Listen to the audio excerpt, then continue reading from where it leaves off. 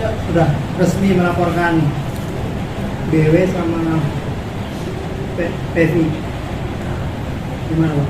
Ya, betul. Jadi hari ini saya ingin menyampaikan bahwa kita resmi melaporkan saudara Baim Wong dan Paula di Polda Metro Jaya terkait perkara dugaan pencemaran nama baik melalui media elektronik, pengaduan palsu, ya.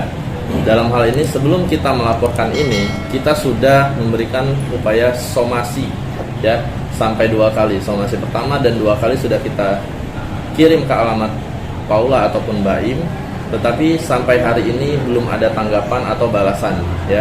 Yang kita mau adalah balasan tertulis atau melalui email, bukan melalui DM seperti itu. Artinya ada balasan lewat DM. Jadi ada beberapa akun Instagram yang menghubungi saya, tetapi karena sifatnya tidak resmi, jadi saya tidak tanggapi, walaupun dia mengaku itu dari pihak mereka seperti itu. Apa isinya, apa mungkin DM-nya Pak?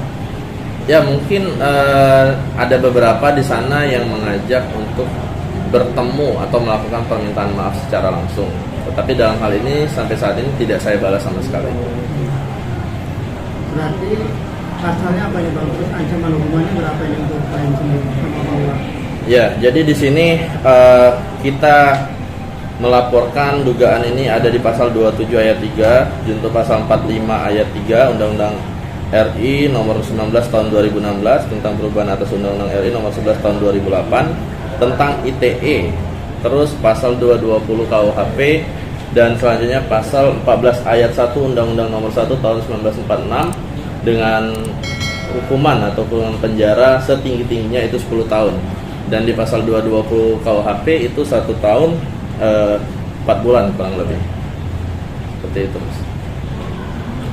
Dan juga dalam hal ini kita tadi sudah membuat laporan resmi di Polda Metro Jaya, dan kebetulan juga alhamdulillah sudah diterima, ya, oleh kita surat tanda terima laporan polisi dengan nomor perkara STTLP garing B garing 5098 garing X garing 2022 garing SPKT garing Polda Metro Jaya.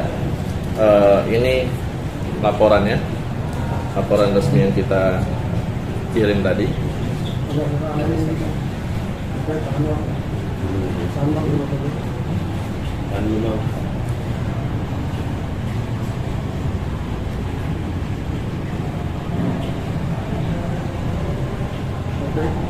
Oke. Bukti-buktinya apa Bang? Ya, bukti-buktinya juga kita di sini sudah memberikan juga kepada SPKT tadi berupa LO dari kita. Di sini ada legal opinion. Selanjutnya bukti-bukti rekam layar itu ada di flash disk, sudah kita serahkan. Tapi ini ada screenshotan juga. Di sini bukti-bukti Baim Wong dan Paula melakukan prank laporan KDRT di kepolisian. Seperti yang kita lihat ada apa namanya, waktu prank, waktu siapa si Baim bilang haha polisinya percaya lagi, seperti itu kan. Jadi banyak lah. Jadi ITE itu kan tidak harus mencemarkan nama baik seseorang, tapi institusi pun termasuk pencemaran. Jadi di sini kita lihat ya banyaklah rekam layar yang kita ajukan, yang kita screenshot, dan ini juga bukti bahwa Baim mengakui, ya, dengan adanya dia datang ke Polsek meminta maaf secara menurut saya personal, karena waktu dia datang ke Polsek yang dia minta maafkan itu kita tidak tahu minta maaf secara publik kah atau apakah, seperti itu kan. Jadi dengan kesimpulan ini kita menyimpulkan bahwa dengan adanya bukti yang saya tunjukkan ini, Baim Wong mengarah pada perbuatan pidana pembuatan laporan palsu sebagaimana dimaksud pasal 220 Kitab Undang-Undang Hukum Pidana, yang menyatakan barang siapa memberitahukan atau mengadukan bahwa telah dilakukan suatu perbuatan pidana padahal mengetahui bahwa itu tidak dilakukan, diancam dengan pidana paling lama 1 tahun 4 bulan.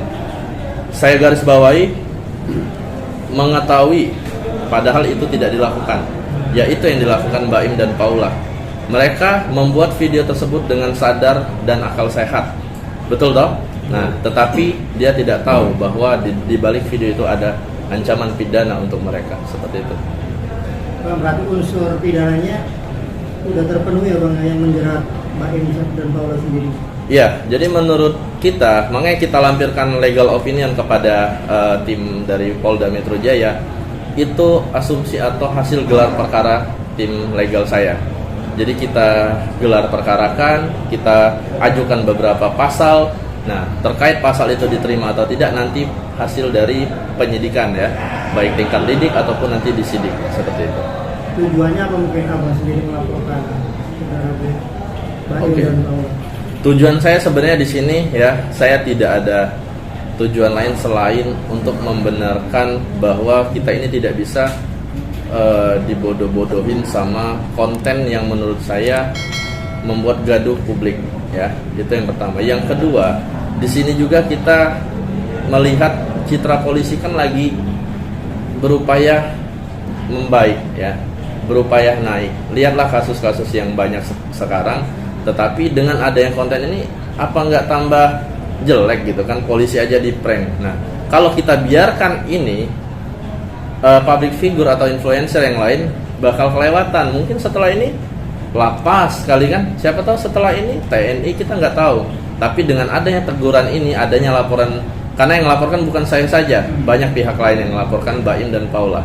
Tetapi sepengetahuan saya, yang melaporkan di Polda Metro Jaya baru kita, apalagi yang kita laporkan ini Baim dan Paula, bukan Baim sendiri. Seperti itu. Bang, artinya permintaan maaf saja tidak cukup, yang harus ada efek jerak, yaitu menjalani hukuman. Secara umum kita menurut yang saya lihat di video Baim, dia meminta maaf, menyesali perbuatannya, kita respect ya, kita terima permintaan maaf tersebut. Tetapi dalam hal ini permintaan maaf diterima, tetapi kita proses hukum tetap berjalan.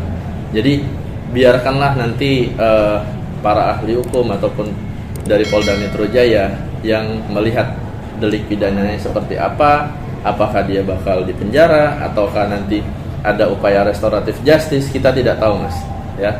Tapi yang jelas kita di sini tetap pada pendirian kita, proses hukum harus berjalan.